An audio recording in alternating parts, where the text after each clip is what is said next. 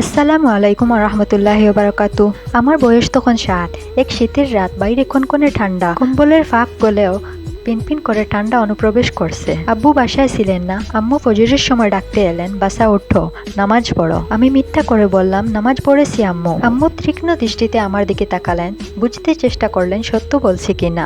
একটু পর বললেন, তোর যা ইচ্ছে বল, আমি কিছুই বলবো না। যার বলার তিনি তোকে দেখছেন। আম্মুর কথা শুনে আমার ভীষণ ভয় লেগে গেল। তিনি আমাকে দেখছেন, কেন যেন আর থাকতে পারলাম না। একটু আগে মিথ্যে বলে ধরা খাওয়ার ভয় সত্ত্বেও কম্বল উড়িয়ে ফেললাম।